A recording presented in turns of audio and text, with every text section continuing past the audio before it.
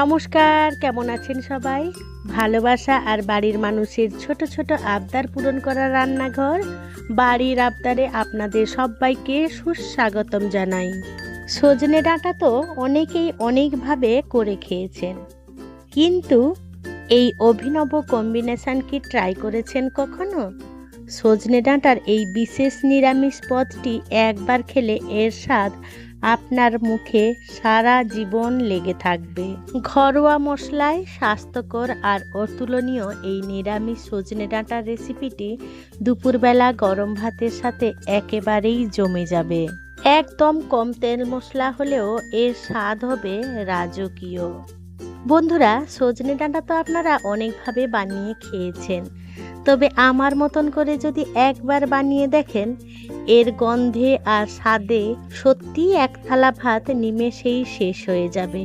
এটা কিন্তু আমি গ্যারেন্টি দিচ্ছি। কিভাবে সজনে ডাঁটাগুলো একদম নরম অথচ গোটা থাকবে, সব টিপস থাকছে আজকের ভিডিওতে। তাই সকল দর্শক বন্ধুদের কাছে আমার একান্ত অনুরোধ রইল রেসিপিটি স্কিপ না করে সম্পূর্ণ দেখার জন্য। দারুণ স্বাদের এই নিরামিষ সজনে ডাঁটা রেসিপিটি বানানোর জন্য প্রথমেই আমাদের তো সজনে ডাঁটা দরকার। আমি আমার পরিমাণ মতন সজনে ডাঁটা নিয়ে নিয়েছি। আপনাদের পছন্দ মতন আপনারা সজনে ডাঁটাটার পরিমাণ বাড়িয়ে বা কমিয়ে নিতে পারেন। সজনে ডাঁটার এই নিরামিষ রেসিপিটি বানানোর জন্য আমি এখানে সজনে ডাঁটার সাথে সাথে আলু নিয়েছি। আপনারা চাইলে আলু দিতে পারেন, নাও দিতে পারেন, শুধু সজনে ডাঁটা দিয়েও বানিয়ে নিতে পারেন, তবে আলু দিলে খুব ভালো লাগবে খেতে। আমি অফ ক্যামেরায় সজনে ডাঁটাগুলোকে কেটে ছাড়িয়ে নিয়েছি, আর দুটো মিডিয়াম সাইজের আলুকে এরকম লম্বা লম্বা করে কেটে নিয়েছি। এবারে চলুন তরকারির নতুন কম্বিনেশনটা বানাই। তার জন্য আমি এখানে নিয়ে নিয়েছি 1 চামচ সাদা তিল, আর 1 চামচ একটুখানি কম হলুদ সর্ষে, হাফ চামচ মতন কালো সর্ষে, আর 1 চামচের একটুখানি কম পোস্ত, আর নিয়ে নিয়েছি 2টি কাঁচা লঙ্কা। এবারে এগুলোকে মিক্সির জারটা ঢাকা চাপা দিয়ে শুকনো অবস্থায় ঘুরিয়ে অল্প অল্প জল দিয়ে একটা দেখুন এরকম ফাইন পেস্ট বানিয়ে নিয়েছি। এবার চলুন রান্নাটা শুরু করি। তার জন্য গ্যাস জ্বেলে দিয়েছি, গ্যাসে কড়াই বসিয়ে দিয়েছি। কড়াইটা বেশ গরম হয়ে গেলে 1 টেবিল স্পুনের মতন সর্ষের তেল নিয়ে নিয়েছি। তেলটা গরম হয়ে গেলে তাতে ফোড়নে দিয়ে দেবো হাফ চামচ সাদা জিরে, হাফ চামচ কালো জিরে, আর একটা শুকনো লঙ্কা। এবার অপেক্ষা করব ফোড়ন থেকে একটা সুন্দর মিষ্টি গন্ধ বেরোনো পর্যন্ত। যখন এই ফোড়ন থেকে সুন্দর মিষ্টি গন্ধ বেরোবে, তখন কেটে রাখা আলুগুলো দিয়ে দেবো। আলুগুলোকে এই ফোড়নের সাথে বেশ ভালো করে একটু নাড়াচাড়া করে সাঁতলে নেব। একটু সাঁতলে নিয়েছি। এবারে তরকারির স্বাদ মতো নুন দিয়ে দিলাম, পরিমাণ মতন হলুদ গুঁড়ো দিয়ে দিলাম, আর দিয়ে দিলাম হাফ চামচের মতন কাশ্মীরি লাল লঙ্কা গুঁড়ো। এই সমস্ত উপকরণ দিয়ে আলুগুলোকে আবারও সাঁতলে নেব।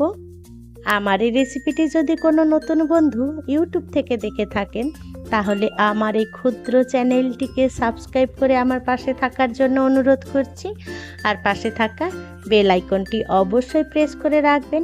যখন আমি নিত্য নতুন কোনো রেসিপি দেবো, সবার আগে খুব সহজেই নোটিফিকেশান আপনাদের কাছে পৌঁছে যাবে।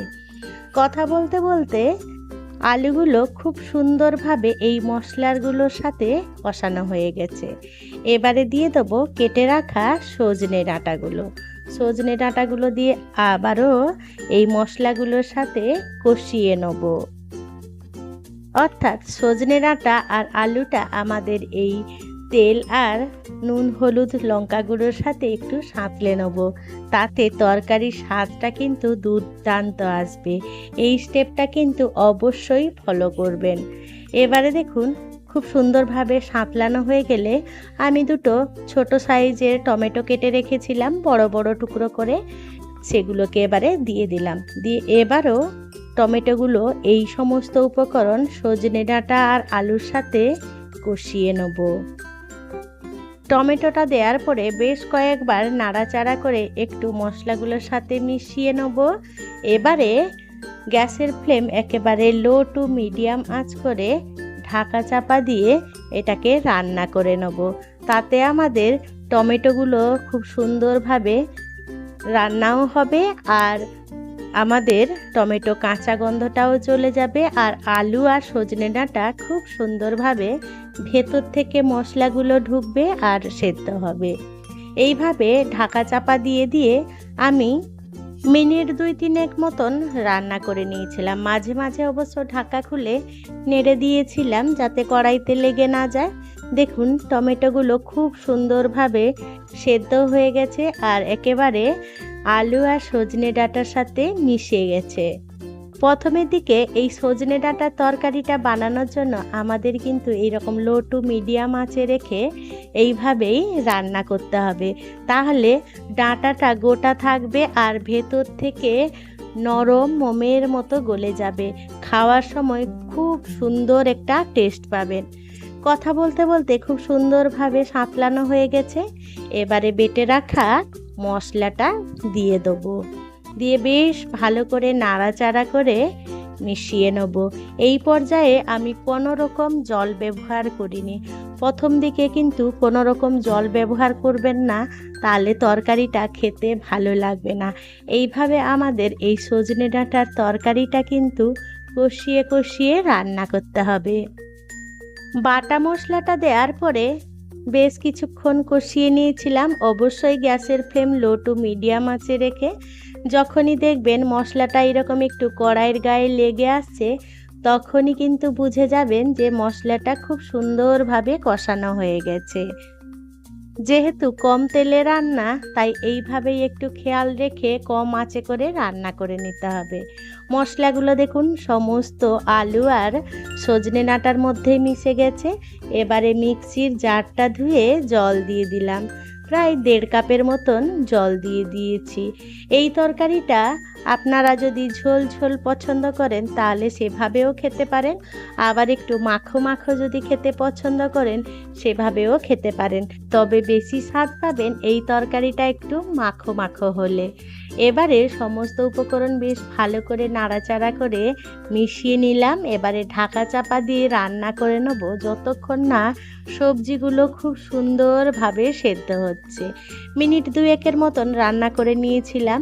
যেহেতু ঢাকা চাপা দিয়ে লো টু মিডিয়াম আঁচে করছি আর এখন যেহেতু গ্যাসের খুবই প্রবলেম, তাই এইভাবেই রান্না করলে সবজিগুলো ভেতর থেকে যেমন সুন্দরভাবে সেদ্ধ হবে আর উপর থেকে একদম গোটা গোটা সুন্দর লাগবে দেখতে।